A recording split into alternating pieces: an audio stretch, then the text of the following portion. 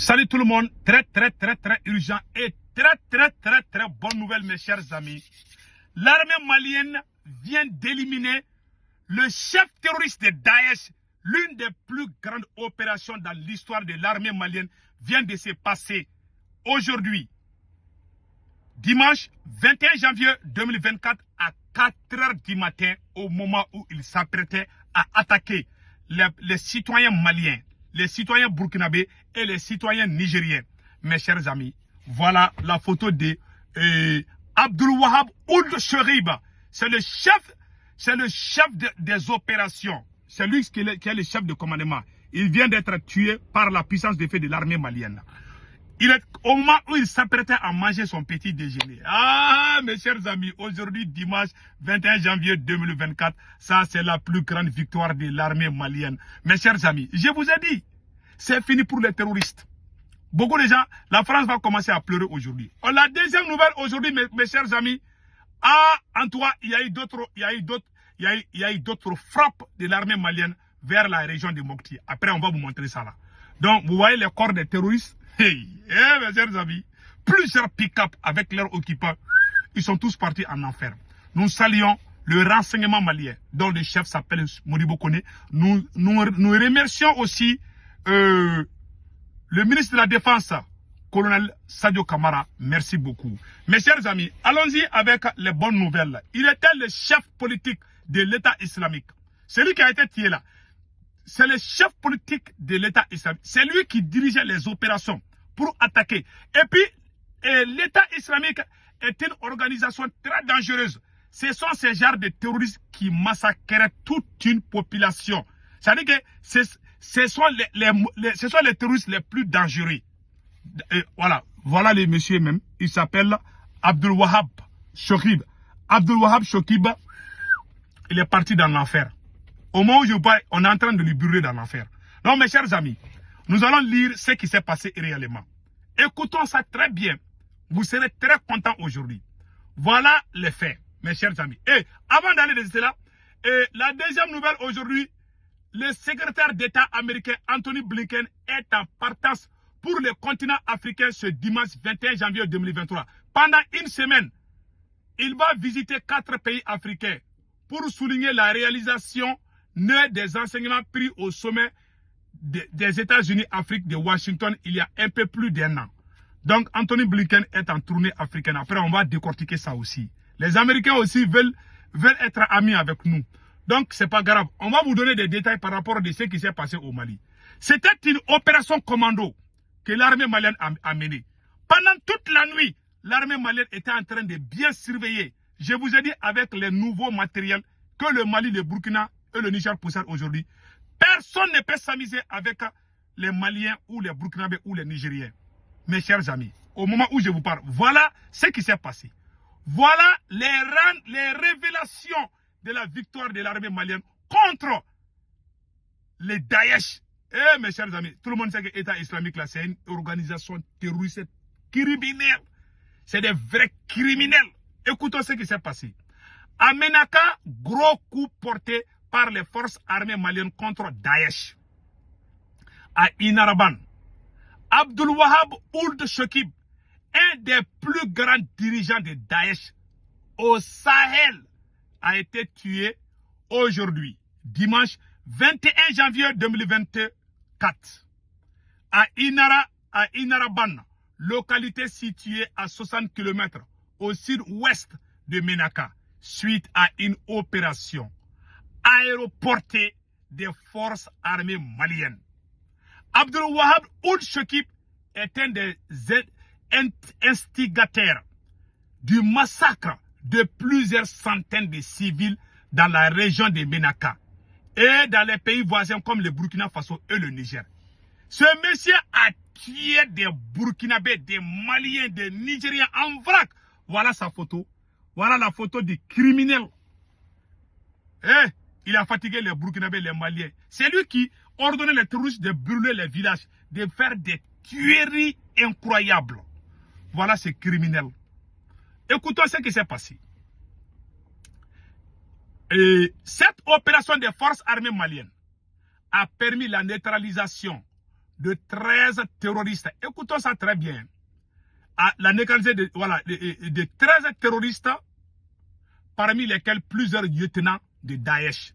La destruction de 5 pick-up lourdement armés, celle d'une vingtaine de motos et la récupération de matériel de guerre et une quantité importante de renseignements. Les pôles logistiques de carburant, de vivres et de munitions de Daesh aussi détruits par la puissance de feu de l'armée malienne. Mes chers amis, d'après, comment on appelle là, notre frère, source, Moussa Ag Ashratouman, secrétaire général du MSA, il dit ceci: j'adresse mes sincères félicitations aux forces armées maliennes pour cette réussite qui vient de couper une des têtes de livres qui opèrent au Sahel. Après Oussama Mourado, leur chef d'état-major, et Alwan Ould Chokib, les forces armées maliennes portent un autre coup fatal à cette organisation terroriste criminelle. Allahu Akbar. Vous voyez ce qui vient de se passer? Le Mali vient de montrer au monde entier que nous sommes puissants. Et nous allons bien travailler pour protéger la population et les biens. C'est le début de cette année, en tout cas, c'est la plus grande victoire de l'armée malienne.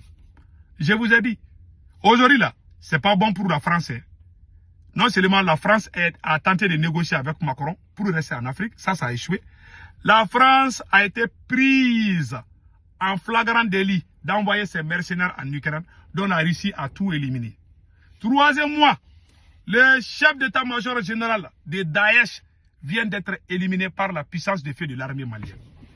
Voilà pourquoi nous devons dire merci à ces militaires qui sont au pouvoir aujourd'hui, au Mali, au Burkina et au Niger. Au moment où le monsieur s'apprêtait à prendre le petit déjeuner, voici le plan des terroristes.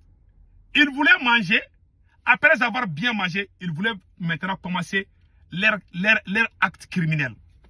Attaquer les villages, tuer les gens, tuer leur bétail, brûler leurs maisons. Voilà le travail de ces vauriens, de ces bonariens qui a été éliminé par la puissance de feu de l'armée malienne. Vous voyez ça? Vous voyez sa tête là?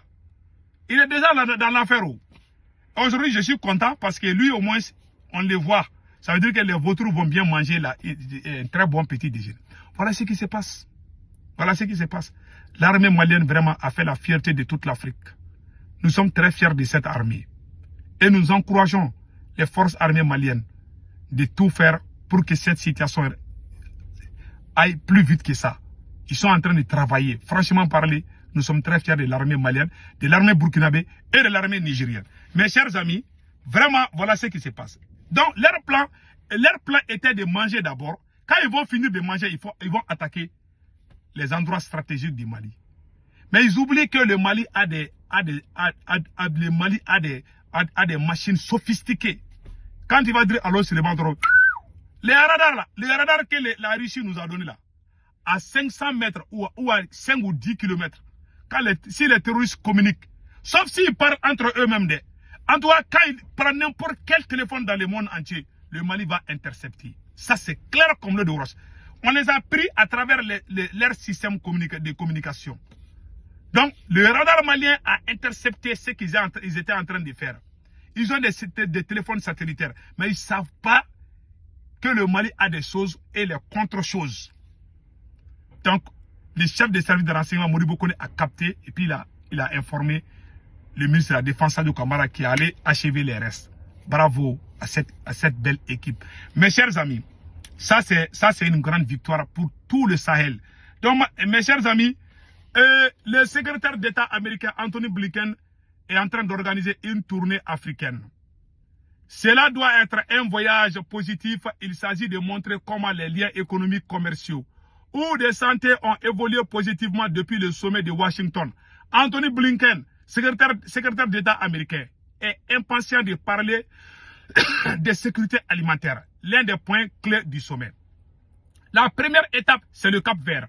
Une formidable démocratie et très bon exemple pour le continent, explique le secrétaire d'État adjointe, chargé des affaires africaines, Molifi.